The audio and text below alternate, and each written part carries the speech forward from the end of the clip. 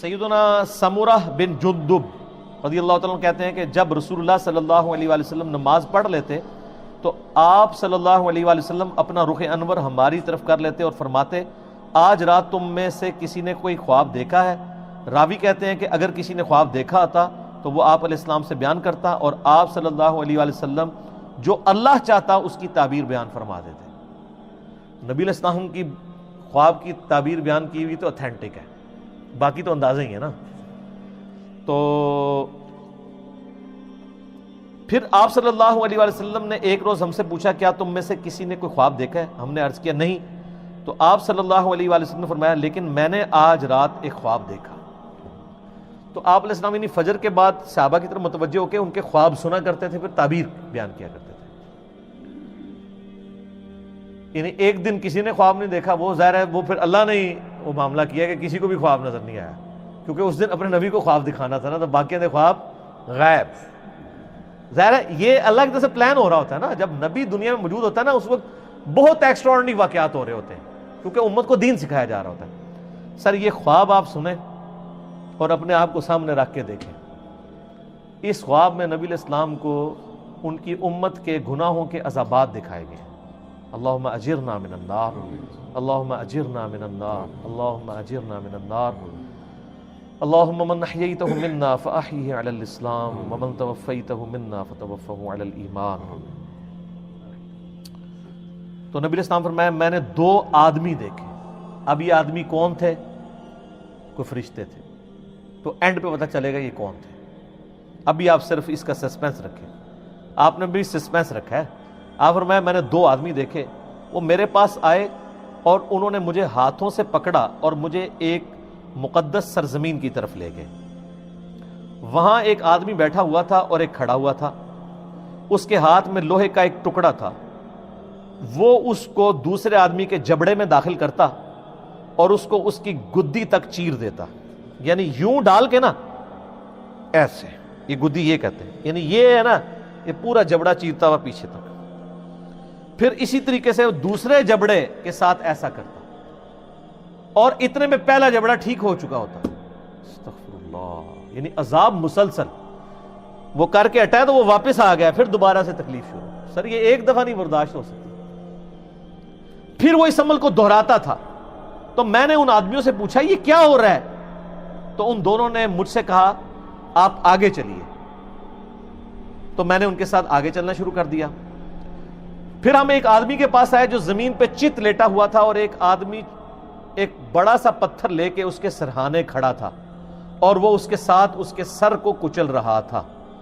جب وہ اسے مارتا تھا تو پتھر لڑک جاتا، وہ اسے لینے کے لیے جاتا لیکن اس کے واپس آنے تک اس کا سر پھر بالکل ٹھیک ہو جاتا۔ توبہ توبہ توبہ، اتنا بھاری پتھر کا عذاب اس شخص کے اوپر کہ اس کا سر جو ہے وہ چپٹا ہو رہا ہے اور پھر وہ پتھر لڑک کے دور چلا جا رہا ہے، اور وہ اٹھانے کے لیے وہ پتھر جا رہا ہے، واپس آتا ہے تو دوبارہ سر واپس آ جاتا ہے، پھر اس تکلیف سے گزرنا ہے۔ سر آپ تو ایک دفعہ سر کے اندر برداشت نہیں ہم لوگ کر سکتے، اللہ تعالیٰ ہمیں ان عذابات سے محفوظ فرمائے۔ جب وہ اسے مارتا تھا تو پتھر لڑک جاتا، وہ اسے لینے کے لیے جاتا لیکن واپس آتا تو پھر اس کا سر ٹھیک ہو جاتا، وہ آدمی اس کے ساتھ پھر وہی کرنا شروع کر دیتا اور یہ عمل مسلسل جاری رہتا۔ میں نے کہا یہ کیا ہے؟ تو ان دونوں نے کہا یا رسول اللہ آگے چلیے۔ ہم اور آگے چلے، حتیٰ کہ ہم تندور جیسے سوراخ کے پاس آئے جس کے اوپر کا حصہ تنگ تھا جبکہ اس کا نچلا حصہ کھلا تھا، اس کے نیچے آگ جل رہی تھی۔ جب وہ اوپر اٹھتی تو اس میں موجود افراد بھی اوپر بلند ہوتے۔ کوئی تندور تھا جو اندر سے بہت بڑا تھا، تو اس میں آگ کے اوپر کچھ لوگوں کو تلا جا رہا تھا۔ جب وہ آگ باہر نکلتی نا تو وہ بندے بھی باہر یوں نکلتے، پھر وہ اندر چلے جاتے۔ استغفر اللہ، اللہم اجرنا من النار۔ سر یہ بخاری شریف ہے، یہ بزرگ شریف یا کہانی شریف نہیں ہے، یہ بخاری شریف ہے۔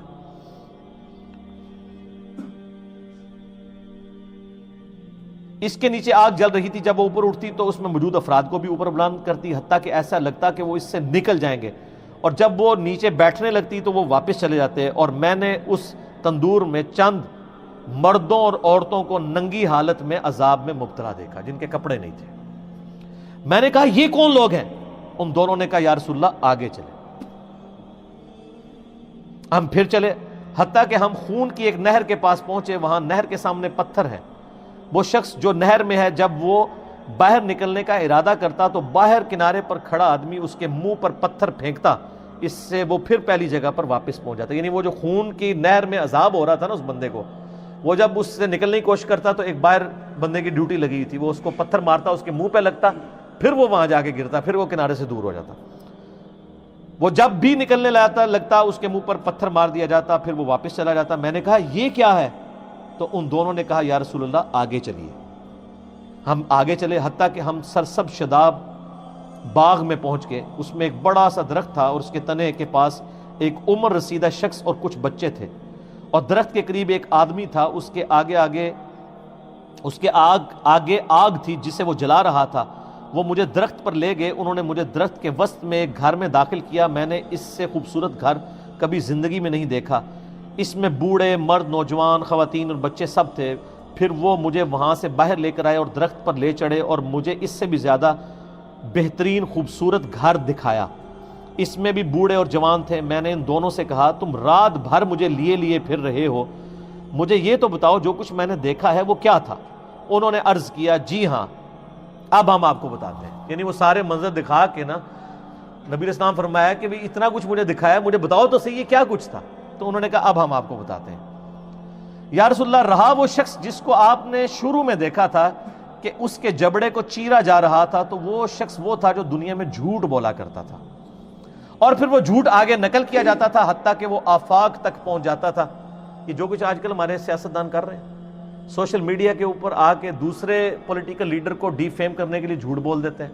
اسی طریقے سے علماء بھی کرتے ہیں، کسی کو بدنام کرنے کے لیے اس کے اوپر جھوٹے. یعنی میں تو اس سے سفر کر رہا ہوں، میرے اوپر کلپ چڑھائے ہوئے ہیں انجینئر محمد علی مرزا کا دعوی نبوت، نعوذ باللہ. ہم اندازہ کریں، یعنی یہ وہ لوگ کلپ چڑھا رہے ہیں جن کے بزرگوں نے اپنے ناموں کے کلمے پڑھائے ہوئے ہیں. ایک غریب اتو بدتمیز، اور جو ان کو ننگا کر رہا ہے اس کو کہہ رہے ہیں دعوی نبوت. تو یہ ان کا عذاب ہے، یعنی یہ علماء کا عذاب ہے.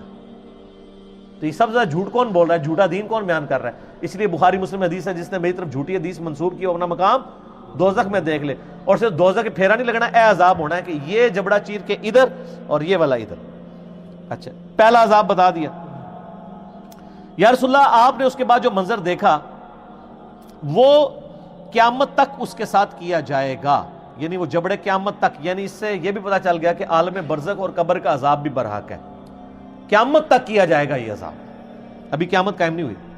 وہ آدمی جو آپ نے دیکھا کہ اس کا سر کچلا جا رہا تھا، یعنی وہ بھاری سا پتھر تھا اس کے سر پہ ڈالا جاتا ہے. سر یہ مسلمانوں کی اکثریت ہے. یہ وہ شخص تھا جس نے قرآن کا علم سیکھا لیکن اس کی نہ تو راتیں قرآن کے مطابق تھیں نہ دن کے اعمال قرآن کے مطابق تھے. پورے کا پورا دین ہی کور ہو گیا.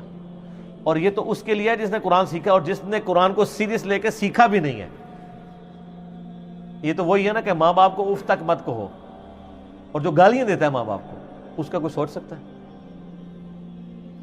اور اس میں بھی ظاہر ہے کہ یہ قرآن کا علم سیکھ کے نہ دن کے مطابق عمل نہ رات کے مطابق. تو اس میں بھی اولین مخاطب وہ علماء ہیں جو ڈگریوں والے دعویٰ کرتے ہیں ہم نے دین کا علم حاصل کیا ہے، خود عمل نہیں کرتے، وہ بھی شامل ہے.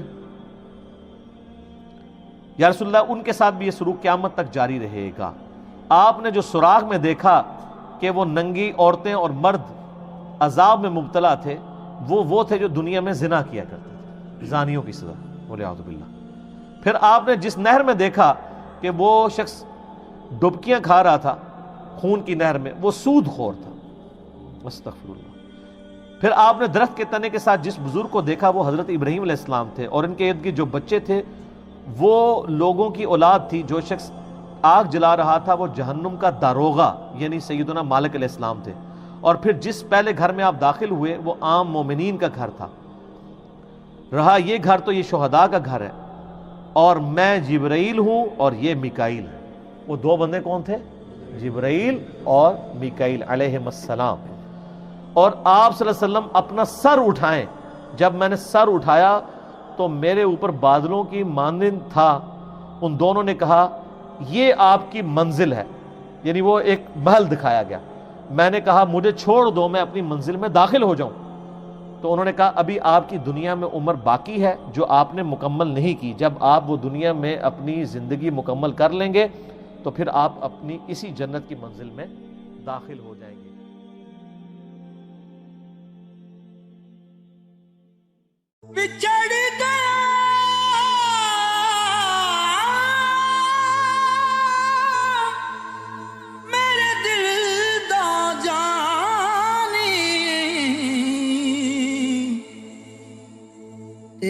ਕੱਖਾਂ ਵਾਂਗਰ ਰੁਲ ਗਈ ਫੁੱਲਾਂ ਨਾਲ ਨਾਜ਼ੁਕ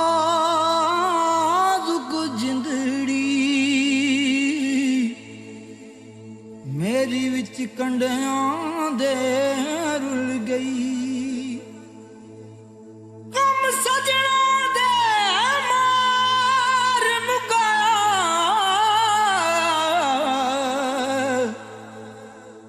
ਤੇ ਮੈਂ ਅਥਰੂ ਬਣ ਕੇ ਡੁੱਲ ਗਈ ਇੱਕ ਮਾਇਆ ਤੇਰੀ ਯਾਦ ਨਾ ਭੁੱਲਦੀ ਬਾਕੀ ਹਰ ਸ਼ੈ ਜਗ ਦੀ ਭੁੱਲ ਗਈ